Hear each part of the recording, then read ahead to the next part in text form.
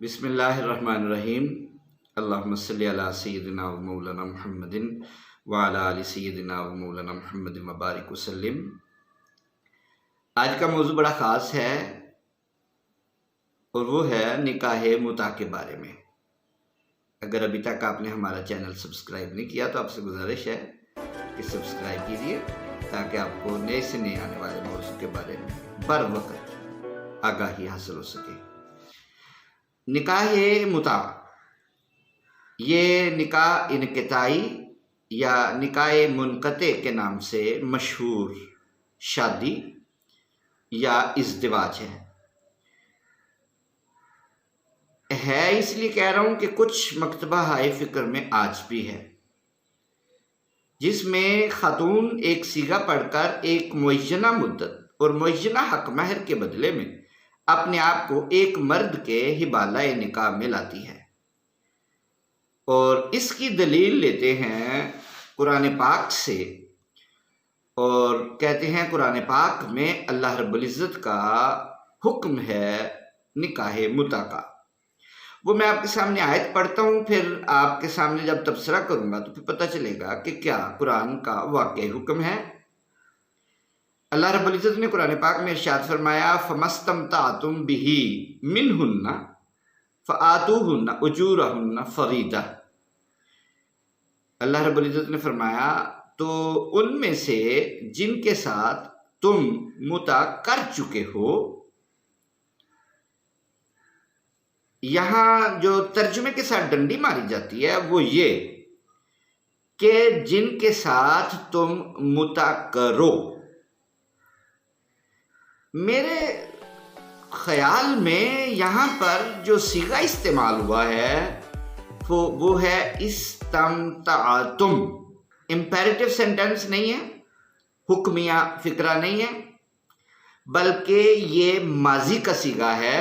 اگر یہ صیغہ امر ہو تو مجھے اس میں ضرور کمنٹ کیجئے گا۔ فَمَسْتَمْتَعْتُمْ کا مطلب ہے جن سے تم نے متع کر لیا ہے یا تم یہ کام کر چکے ہو اور اب اپنے وعدے سے بھاگ رہے ہو۔ تم نے وعدہ کیا تھا ان کے ساتھ کہ تم ایک خاص معینہ مدت تک حق مہر اتنا ادا کرو گے تو یہ عورت تمہارے حبالہ نکاح میں رہے گی۔ اب تم بھاگ رہے ہو، جو ان کے ساتھ اجرت طے کی تھی، جو ان کے ساتھ رقم طے کی تھی، یہ جو مقرر کی تھی، مقرر کی ہوئی رقم ان کو ادا کرو۔ اگر اس آیت کو بغیر حدیث پاک کے سمجھنا چاہیں، اول تو ممکن نہیں ہے، مگر کچھ لوگ کہتے ہیں یہ دلیل نمبر 2 ہے۔ پہلی دلیل یہ ہے جس کو میں نے ذکر کیا، یہ یاد رکھیں اس میں حکم نہیں ہے۔ آپ جب گوگل کریں گے تو آپ نکاح متع کی بات کریں گے، وہاں پر جس نے بھی متع پر بات کی ہوگی اور اس کے حق میں دلائل دیے ہوں گے وہ کہے گا اللہ کا حکم ہے، قرآن میں متع کا حکم ہے، قرآن میں متع کا ذکر ہے، حکم نہیں۔ حکم اور ذکر میں فرق ہے۔ اللہ کے حکم سے مراد ہے کہ یہ کام تم نے کرنا ہے، جبکہ ذکر سے مراد یہ قطعی نہیں ہے۔ ذکر میں کوئی بھی واقعے کو بطور ذکر کیا جا سکتا ہے۔ تو یہ ایک واقعہ اگر حدیث پاک کے بغیر بھی سمجھیں تو واقعہ ہوا ہوگا جس میں کچھ لوگوں نے متع کیا ہوگا، اگر اس آیت سے واقعی لفظ متع مراد لیں۔ اول تو علماء اہل سنت اس سے متع مراد ہی نہیں لیتے، لیکن میں کہہ رہا ہوں بالفرض اگر متع مراد لیا بھی ہے تو ایسی صورت میں کسی نے یہ کام کیا ہوگا، اور جب پیسے دینے کی باری آئی، جب اجرت دینے کی باری آئی، جب وہ جو حق مہر طے کیا تھا اس کو دینے کی باری آئی تو بھاگ گئے، تو اللہ تعالیٰ نے حکم صرف اتنا نازل کیا فَآتُوهُنَّ أُجُورَهُنَّ فَرِيضَةً، وہ جو کام کر چکے ہو، جو وعدہ کر چکے تھے، وہ جو اپنے اوپر فریضہ مقرر کر چکے تھے، اس فریضے کو ادا کرو۔ اس آیت کو اس سینیریو میں سمجھنے کی ضرورت ہے۔ اس کا مطلب ہے ذکر اور حکم میں فرق ہے۔ پھر جب آپ دیکھیں گے تو دلیل لائی جائے گی کہ اللہ رب العزت نے منع نہیں کیا، تو اس آیت سے اتنی تو سمجھ میں آتی ہے کہ یہ عمل رسول اللہ صلی اللہ علیہ وآلہ وسلم کے دور میں جاری تھا، بالکل سمجھ آتی ہے، رسول اللہ صلی اللہ علیہ وسلم کے دور میں جاری تھا، اور جو آپ کے دور میں عمل جاری ہو اور اس کو کہتے ہیں قرآن منع نہ کرے، یہ حضرت عمر رضی اللہ تعالیٰ عنہ نے منع کیا تھا، یہ ایک پلی دی جاتی ہے۔ میں اس پلی کو تھوڑا سا ٹیکل کرنا چاہتا ہوں اور سمجھانا چاہتا ہوں بات، میرے آئیڈیاز میں انداز میرا ہے، بات ان کی ہے۔ تو حضرت عمر رضی اللہ تعالیٰ عنہ نے وہ کہتے ہیں اس کو منع کیا ہے، جبکہ حقیقت جو ہے نا، ہم تاریخ میں بھی نہیں جاتے، ہم حدیث میں بھی نہیں جاتے، ہم عقل استعمال کرتے ہیں۔ وہ عقل کیا ہے؟ کیا جن چیزوں سے قرآن نے منع نہیں کیا ان سے منع نہیں ہونا چاہیے؟ میں آپ کے سامنے چند مثالیں پیش کرتا ہوں کہ قرآن نے منع نہیں کیا مگر ہم منع ہیں۔ قرآن نے کتا کھانے سے منع کیا؟ نہیں، ہم منع ہیں۔ قرآن نے بلی کھانے سے منع کیا؟ نہیں، ہم منع ہیں۔ قرآن نے خرگوش کھانے سے منع کیا؟ یہ جو متع والے ہیں خرگوش کو نہیں کھاتے، کیا قرآن نے منع کیا؟ نہیں، قرآن نے منع نہیں کیا۔ یہ چانے والی مچھلی یا بغیر چانے کی تقسیم قرآن نے کی ہے؟ قرآن نے نہیں کی۔ تو کیا یہ تو چند مثالیں ہیں، ہزاروں مثالیں ایسی ہیں قرآن پاک میں، تو صرف میتہ کو، دم مسفوح کو جو جاری خون ہوتا ہے، اور خنزیر کو، اور وہ جانور جو غیر اللہ کے نام پہ ذبح کیا گیا ہو، ان 4 کیٹیگریز کو قرآن پاک نے حرام قرار دیا ہے۔ یا پھر قرآن پاک نے خبیث کی وضاحت کیا، تو خبیث وہ خبیث نہیں ہے جو اپنی بیٹی کو 10 بندوں کے حوالے کر دیتا ہے پیسوں کی خاطر، تو خباثت تو اس میں بھی ہے۔ لہذا قرآن کی دلیل کو قرآن کے انداز سے سمجھنے کی ضرورت ہے۔ یہ تو ہے بالکل ابتدائی سی گفتگو کہ قرآن نے حکم دیا یا قرآن نے حکم نہ دیا۔ اب جو بھی آیت لائیں گے اس آیت میں کہیں بھی متع کا حکم نہیں ہے، ذکر ہے۔ تو ذکر اور حکم کو بالکل علیحدہ کرنے کی ضرورت ہے، پہلی بات۔ دوسری بات، یہ ایک ماضی کا کام تھا، یہ ایک کام تھا جو معاشرے میں ہو رہا تھا، تو معاشرے میں جو کام ہو رہے تھے، اب اس کو منع کرنے کی 2 طریقے تھے۔ ایک طریقہ تو یہ کہ اللہ تعالیٰ منع کر دے، جیسے شراب عام تھی، اللہ رب العزت نے اس کے منع کا حکم دے دیا۔ جیسے قمار تھا، اللہ تعالیٰ نے اس کو حرام قرار دے دیا۔ سود تھا، معاشرے میں سود کو اللہ رب العزت نے حرام قرار دے دیا۔ مگر بہت ساری چیزیں کسی اور نے بھی حرام کی ہیں، جس کو اللہ رب العزت نے شارع بنایا ہے، یعنی رسول اللہ صلی اللہ علیہ وسلم کو شرعی اختیار دیا ہے۔ اس شرعی اختیار کے مطابق آپ بھی یحرم علیکم الخبائث، وہ آپ پر خبائث کو حرام قرار دیتے ہیں۔ مطلب رسول اللہ صلی اللہ علیہ وآلہ وسلم وما آتاکم الرسول فخذوہ وما نہاکم عنہ فانتہوہ، جس چیز کا حکم دے وہ کرنا بھی اتنا ضروری ہے جتنا اللہ کے کہے پر کرنا ضروری ہے، اور اس چیز سے رکنا بھی اتنا ضروری ہے جتنا اللہ کے کہے پر رکنا ضروری ہے۔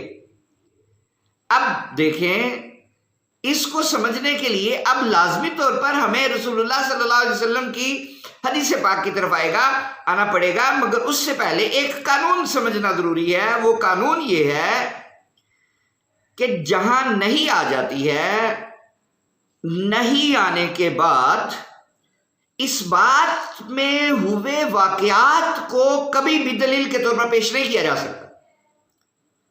میں اس کی ایک مثال دینے لگا ہوں، اپنی روزمرہ زندگی سے آپ کو بات سمجھ میں آ جائے گی۔ میں آپ کے پاس جاتا ہوں اور کہتا ہوں مجھے 1 لاکھ روپیہ قرض حسنہ چاہیے، یہ ہے سادہ بیانیہ فکرہ اور میری ضرورت۔ اور دوسری سچویشن کیا ہے؟ آپ دینے لگتے ہیں تو میں کہتا ہوں رہنے دو، مجھے ضرورت نہیں رہی، مجھے بتائیے جب میں نے کہہ دیا رہنے دو تو کیا آپ پھر بھی مجھے دیتے رہیں گے؟ کیا آپ مجھے وہ چیز دیں گے؟ جب نہیں آ جائے تو جس نے نہیں وارد کی ہے یا جس نے منع کیا ہے، اصول یہ ہے کہ صرف استثناء وہی لا سکتا ہے، دوسرا بندہ نہیں لا سکتا۔ اب دیکھیں، نہیں اللہ تعالیٰ نے وارد کی شراب نہیں پینی، فَاجْتَنِبُوهُ۔ اب دلیل کے طور پر کو کہے فلاں فلاں صحابی نے شراب پی، فلاں فلاں صحابی نے جوا کھیلا، فلاں فلاں صحابی نے سود لیا، دلیل کے طور پر سود کو لائے، شراب کو لائے، قمار کو لائے، کیا آپ اس دلیل کو مانیں گے کہ دیکھو صحابہ نے کیا ہے، اس کے دور میں ہوتا تھا، رسول اللہ صلی اللہ علیہ وسلم کے دور میں ہوتا تھا؟ مگر جب حکم نہیں آ جائے تو حکم نہیں آنے کے بعد کسی بھی امر واقع کو، چاہے وہ صحابی نے کیوں نہ کیا ہو، چاہے وہ نبی کی اپنی ہی سنت کیوں نہ ہو، اس کو بھی بطور دلیل پیش نہیں کیا جا سکتا، اس لیے کہ اب نہیں وارد ہو چکی ہے۔ میری بات آپ سمجھیں؟ تو جب نہیں وارد ہو جائے تو نہیں وارد ہونے کے بعد سوائے نہیں وارد کرنے والے کے کوئی بھی استثناء یا کوئی بھی حکم منسوخ، نہیں کا حکم منسوخ نہیں کر سکتا۔ اسی طرح واقعتاً متع، یہ جو متع ہے یہ بالکل ہوتا تھا، تاریخ میں ہے، احادیث کی کتابیں بھری پڑی ہیں، یہ ہوتا تھا۔ لیکن میرا سوال یہ ہے کہ اگر ہمیں رسول اللہ صلی اللہ علیہ وسلم کا کوئی بھی فرمان مل جائے جس فرمان میں آپ نے اس سے منع کیا ہو، تو کیا ہمیں اس سے منع ہونا چاہیے یا دلیل میں یہ بات پیش کرنی چاہیے کہ فلاں صحابی نے کیا، فلاں صحابی نے کیا، ان کی روایت میں ہوا، حتیٰ کہ جو رسول اللہ صلی اللہ علیہ وآلہ وسلم کے دور میں تھے یا آپ کے دور کے بعد بھی کرتے رہے، کیا ان کو بطور دلیل پیش کیا جا سکتا ہے؟ ایک طرف آپ کے پاس اتھینٹک حدیث آ رہی ہے، دوسری طرف آپ عمل پیش کر رہے ہیں، تو ایسے عمل کو طریقہ کار کیا ہے؟ ایسا عمل اگر تاریخ میں کوئی دلیل کے طور پر موجود ہو جس نے کیا ہو تو اس کو اس کے ذاتی عمل پر محمول کریں گے اور یہ سمجھیں گے کہ اس شخص نے، یعنی فلاں شخص نے اس بات کا علم نہ ہونے کی وجہ سے یہ کام کیا۔ یہ نہیں ثابت کریں گے کہ اس کے پاس علم آ چکا تھا اور پھر بھی وہ یہ کام کرتا رہا۔ میری بات آپ سمجھ رہے ہیں؟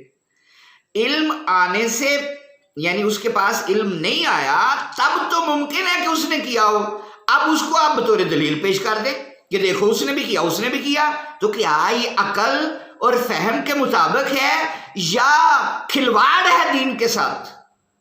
آئیے اب صرف میں چند حدیث آپ کے سامنے پیش کرتا ہوں جن میں منع ہے۔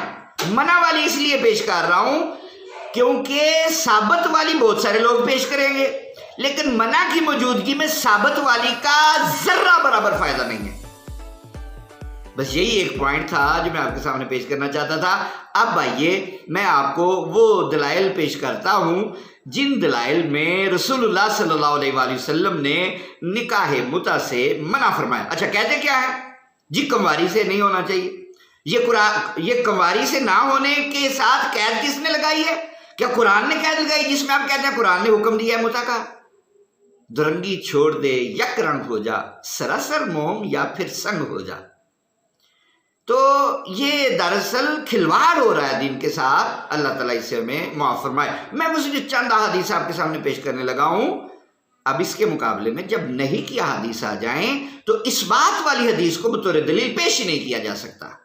حدیث نمبر 1 ہے، حضرت علی رضی اللہ تعالیٰ عنہ نے حضرت عبداللہ ابن عباس رضی اللہ تعالیٰ عنہ کو بتایا کہ ان النبی صلی اللہ علیہ وسلم نہا عن المتعۃ وعن لحوم الحمر الاہلیۃ زمن خیبر۔ یہاں سے ایک اور بات بتا دوں کہ 2 مواقع پر رسول اللہ صلی اللہ علیہ وسلم نے اجازت دی اور بقیہ اوقات میں رسول اللہ صلی اللہ علیہ وسلم نے فائنلی اس کو ختم کر دیا۔ ابھی صرف خیبر کے دنوں کی بات کرتا ہوں۔ کچھ لوگ کہیں گے کہ اس کے بعد بھی متع ہوا، تو وہ میں آپ کو بتا ہی چکا ہوں کہ 2 دفعہ ایسا ہوا۔ پہلی دفعہ آپ نے کب منع کیا؟ وہ خیبر کے بعد منع کیا۔ نبی پاک صلی اللہ علیہ وآلہ وسلم نے نہا، منع کیا، یہ نہیں سے ہے، عن المتعۃ، اب اس کو اگر آپ کہیں کہ خیبر میں منع کیا بعد میں ہوا، وہ بعد کی طرف بعد میں آتا ہوں، تو رسول اللہ صلی اللہ علیہ وسلم نے نہیں فرما دی خیبر کے دنوں میں۔ عن لحوم الحمر، اور کھوتا گدھے کے گوشت کھانے سے بھی منع کر دیا۔ یہ بخاری ہے کتاب النکاح، باب نہی رسول اللہ صلی اللہ علیہ وسلم عن نکاح المتعہ۔ اور مسند احمد بن حنبل کی روایت میں ہے کہ حضرت علی رضی اللہ تعالی عنہ نے ارشاد فرمایا، ان نبی صلی اللہ علیہ وسلم نہا یوم خیبر عن المتعہ وعن لحوم الحمر۔ نبی پاک صلی اللہ علیہ وسلم نے خیبر کے دن عورتوں سے متع کرنے اور گدھے کے گوشت کھانے کی ممانعت فرما دی تھی۔ حضرت علی رضی اللہ تعالیٰ عنہ سے ہی ایک اور مروی حدیث مبارکہ ہے، ان رسول اللہ صلی اللہ علیہ وسلم نہا عن متعۃ النساء یوم خیبر وعن لحوم الحمر الانسیہ۔ رسول اللہ صلی اللہ علیہ وسلم نے خیبر کے دن عورتوں سے متع کرنے اور پالتو گدھے کے گوشت کی ممانعت فرما دی تھی، ابن ماجہ۔ اور حضرت ربیع بن سابورہ جوہنی سے مروی ہے، ان رسول اللہ صلی اللہ علیہ وسلم نہا عن المتعۃ وقال الا انہا حرام۔ الفاظ سنیے، اب یہاں سے خود ہی پتہ چل جائے گا کب منع کیا۔ تو خیبر والے دن تو منع کیا، بعد میں کچھ عرصہ پھر اجازت دے دی، حالات و واقعات اور ضرورت کے مطابق آپ شارع ہیں، تو شارع اجازت دے بھی سکتا ہے اور اجازت سے روک بھی سکتا ہے، یہی میرا پوائنٹ ہے۔ آپ نے فرمایا الا انہا حرام من یومکم ھذا الی یوم القیامۃ ومن کان آتی شیئا فلا یاخذہ۔ نبی اکرم صلی اللہ علیہ وسلم نے متع کو مکمل منع کر دیا، فرمایا سنو آج سے قیامت تک کے لیے متع حرام ہے، اور جس شخص نے متع کی عوض کچھ دیا ہے وہ اس میں سے اب واپس نہ لے۔ یہ مسلم شریف ہے، صحیح کتاب، کتاب النکاح، باب نکاح المتع۔ حجۃ الوداع کے موقع پر نبی اکرم صلی اللہ علیہ وسلم نے نکاح متع ہمیشہ ہمیشہ کے لیے حرام قرار دے دیا، جیسا کہ حضرت ربیع بن سابورہ جوہنی روایت کرتے ہیں، خرجنا مع رسول اللہ صلی اللہ علیہ وسلم فی حجۃ الوداع فقالوا یا رسول اللہ ان العزبۃ قد اشتدت علینا، قال فاستمتعوا من هذه النساء فآتیناہن فابین ان ينكحننا الا ان نجل بيننا وبينهن اجلا فذكروا ذلك للنبي صلى الله عليه وسلم فقال اجعلوا بينكم وبينهن اجلا فخرجت انا وابن عم لي معه برد ومعي برد وبرده اجود من بردي وانا اشب منه فاتينا على امرأة فقالت برد كبرد فتزوجتها فمكثت عندها تلك الليلة ثم غدوت ورسول الله صلى الله عليه وسلم قائم بين الركن والباب وهو يقول أيها الناس إني قد كنت أذنت لكم في الاستمتاع ألا وإن الله قد حرمها إلى يوم القيامة فمن كان عنده منهن شيء فَلْيُخْلِصْ سَبِيلَهَا وَلَا تَأْخُذُوا مِمَّا آتَيْتُمُوهُنَّ شَيْئًا وَلَا تَأْخُذُوا مِمَّا آتَيْتُمُوهُنَّ شَيْئًا۔ کہتے ہیں ہم حجۃ الوداع میں نبی اکرم صلی اللہ علیہ وآلہ وسلم کے ساتھ گئے، لوگوں نے عرض کیا یا رسول اللہ ہمیں تجرد، ہمیں اکیلا رہ کر زندگی گزارنا بڑا مشکل ہو رہا ہے۔ آپ نے فرمایا ان عورتوں سے فائدہ حاصل کرو۔ انہوں نے ہم سے نکاح کرنے سے انکار کر دیا۔ ہاں وقت معین تک نکاح کی خواہش کی، ہم نے اس کا نبی اکرم صلی اللہ علیہ وسلم سے ذکر کیا، آپ نے فرمایا نکاح کرو، عورتوں نے انکار کر دیا۔ اب یاد رکھیں یہ کہاں کی عورتیں ہیں، یہ وہاں جہاں فتح کیا ہے مکہ وہاں کی ہے۔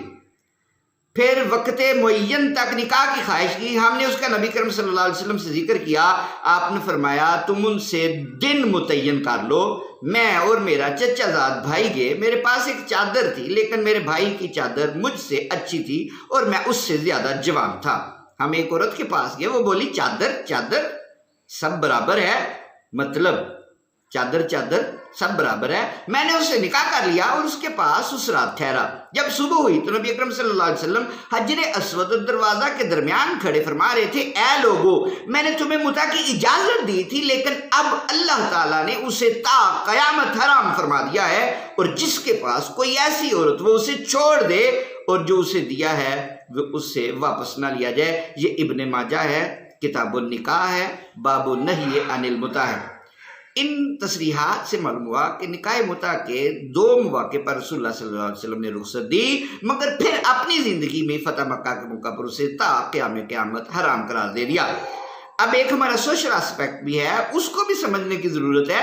کیا ہی ذوق ہے، ایک عورت جو 20 مردوں 30 مردوں کے پاس گئی ہو اور وہ وقت معین کے لیے جو نکاح متع کر رہی ہو، کو 20-50 آدمیوں سے ہو کر آئے، اور آپ کیا ذوق ہے آپ کا کہ آپ اس کو اپنے ہی بالۂ عقد میں لانا چاہتے ہیں۔